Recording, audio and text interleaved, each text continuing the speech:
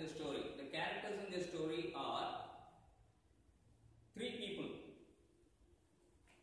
One is Oliver, an Anglo-Indian English teacher. Then we have another character in the form of a boy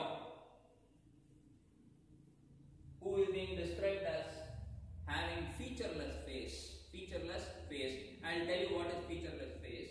Then we have a watchman in the story who is also described as featureless, having featureless face. Now, how does the story start? The story starts with the description of the small bazaar area in Shimla. This small bazaar area, it had restaurants, it had cinema theatres, and of course lot many shops, as we can understand from the story. Then there is a description of a school. There is a description of a school, and this school ran in the line of Eton in England. Eton in England. Children, Eton is a very popular school in England. And similarly, a school was there in Shimla, and this school is compared to the Eton, which is in England. And this school in Shimla has been described as Eton of the East. Eton of the East.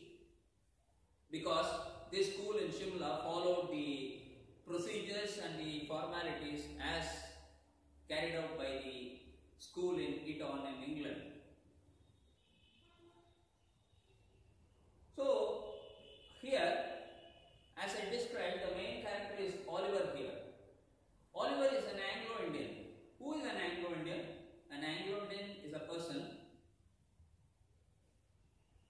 who is a native of England, and since he is settled down in India, he becomes an Anglo-Indian. So anyone who is a native of England and who settles down in India is known as Anglo-Indians. So Oliver was an Anglo-Indian, and he was an English teacher, and he had been working in this school here at Shimla for quite some time. After the school hours, we find that Oliver used to visit the bazaar area. He used to visit the bazaar area in Shimla, and he used to go around the bazaar area, and he used to return back to the school. He used to return back to the school somewhere late in the evening.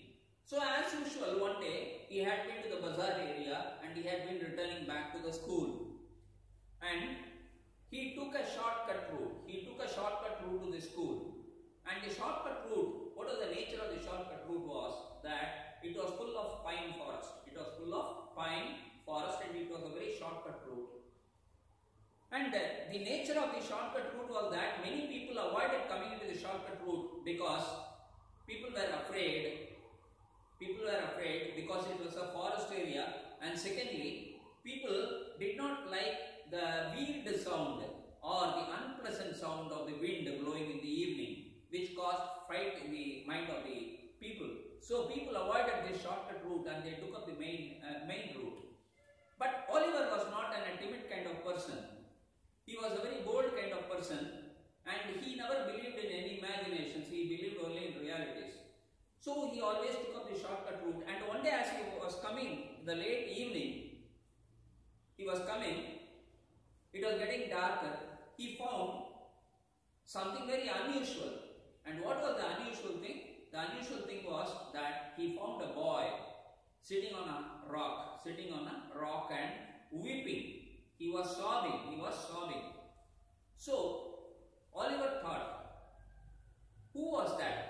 Why was a student sitting at the late hours in the evening on a rock, and what was he doing? So he became very inquisitive, and he wanted to go and ask the boy. So he approached the boy, and he had a torchlight in his hand. But unfortunately the battery of the torchlight had run down, and so he came across the shortcut route. And when he saw the boy, he was surprised. So he went to the boy, he went near to the boy, and he asked the boy as to who he was and why was he sitting on the rock. What was he doing there in the late hours of the evening? Because as per the school instruction, nobody was to be out of the school in the late hours in the evening, especially in the forest area. The boy didn't reply for some times, but frequently when Oliver pressurized him to tell what made him sit there, why he was crying, what was his purpose of sitting there, the boy slowly lifted his face and removed both the hands from his face. When he removed both the hands from his face, Oliver was very shocked. Why was he shocked? Because he found that the face neither had nose, neither eyes, neither ears, neither mouth. Then Oliver himself asked a question, what kind of face was he seeing? What kind of face was he seeing? Now his hands were trembling. With that tremble in his hand and holding the torchlight, Oliver decided to run towards the school. And when he was running towards the school, again another unusual incident took place, and that was in the form of a watchman appearing before him. The watchman appeared and he was holding a lantern which was swinging to and fro. When the watchman saw Oliver rushing towards him, he asked him, "Oh Sahib, what has happened to you? Why are you panting?" Panting means, why are you breathing so hard? Why are you finding it difficult to breathe?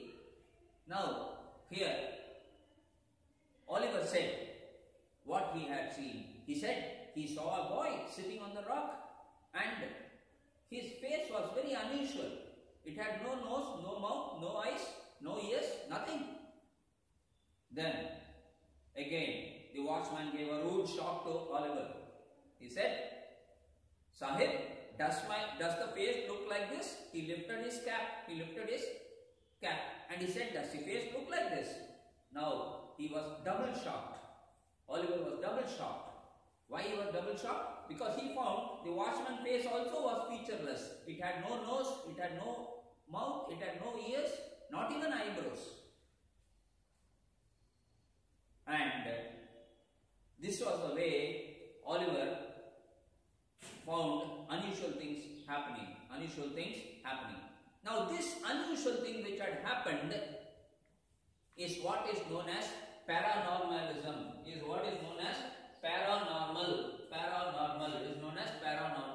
Hence, this story is paranormal story. That is, what is paranormal? Paranormal means anything abnormal for which we do not know the reason why it was happening. So, till the end of the story, even after reading the story, we don't come to a conclusion why the face didn't have nose, why did the face have no mouth, why did the face not have any ears, not even eyebrows, and why two similar people had such kind of featureless face.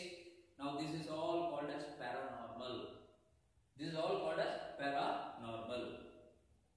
So, this thriller story by Ruskin Bond is truly a paranormal story. I hope, children, after listening to the story, all of you too must have been in a very suspensive state as to what sir is telling. Yes. So, the writer not only created suspense in the story, but he also created suspense in the mind of the readers. And till the end, the readers definitely must be looking for an answer. But unfortunately, the story does not reveal any answer. That is why it is called a paranormal story. Children, thank you very much for this opportunity to tell you the story. Thank you so much.